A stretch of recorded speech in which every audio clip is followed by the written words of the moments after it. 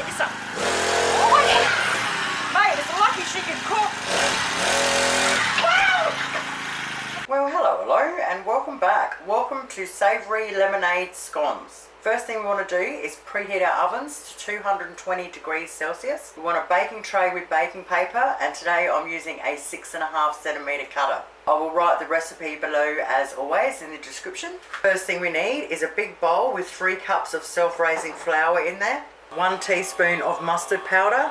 So I've got 3 large bacon tops, fried them up and chopped them up small. Now if you only get the little ones, you know, the rashers, and you get the little tops on them, I would fry up 5 of the tops. I have thinly sliced 1 spring onion. Now for the cheese, you can use any grated cheese you can get your hands on. I'm using this one today because that's what I've got. So it's a bit hard because I don't normally measure these things.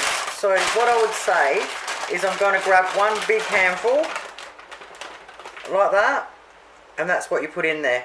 Now if you've got freakishly large hands, maybe put a bit smaller amount in. Mix it all up. Once you've mixed it up, just make a big hole in the middle.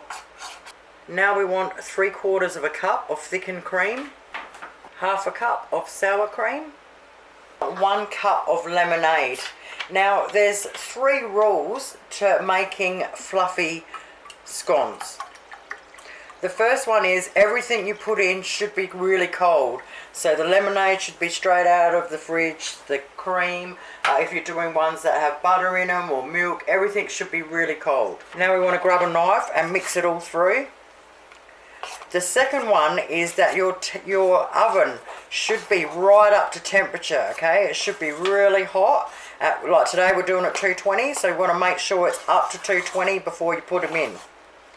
And the third rule is you don't need much. Back in the day, you remember, like, everyone used to knead the crap out of things for hours and hours. Yeah, well, you don't do that. When it comes to scones or damper, you touch it as less as possible.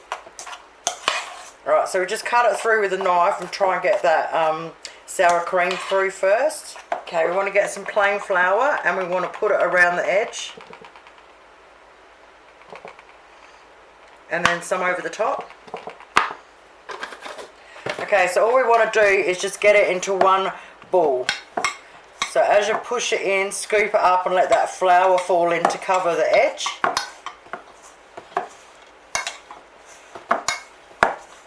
Once you've got it enough, turn it over. If you have to, just a little bit of flour on this side. If it's a little bit sticky, just a little bit. Alright, pat it in. So all we want to do now is just pat it a couple of times. Alright, so we're just giving it little love taps.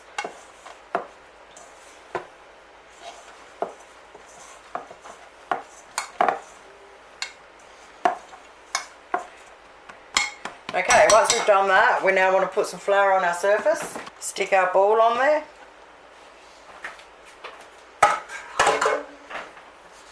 Rub some flour on your hands.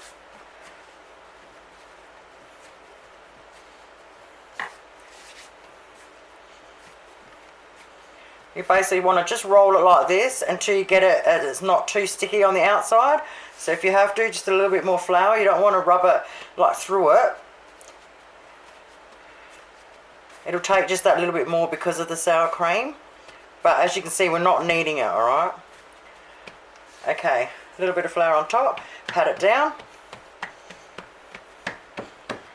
Want to pat it down to about 2 centimetres thick. Push it all in together.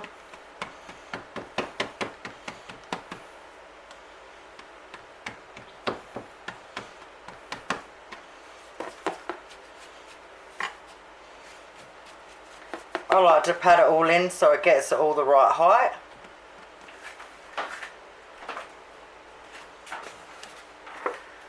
Just put a little bit of flour on the side there on the bench. Grab our cutter. Just rub our cutter in a little bit of flour. I like to do that a few times. And cut them out. Alright, then grab them all, put them into a ball again. Don't knead, just flour.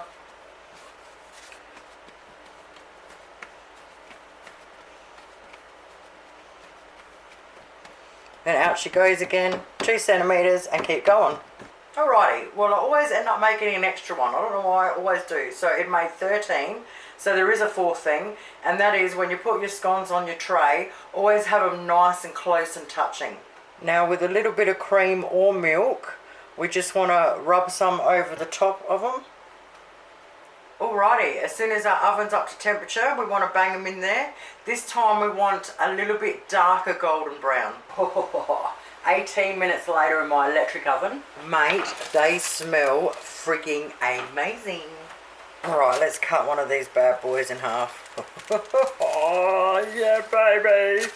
A wad of butter or margarine. Oh, you cannot go wrong. These are absolutely the same. They're absolutely perfect for freezing. Take them out, thaw them out, whack some butter on them, chuck them in for the kids' lunches. Thank you guys so much for watching. Have yourselves an awesome arvo, and I'll see you soon. Toodles!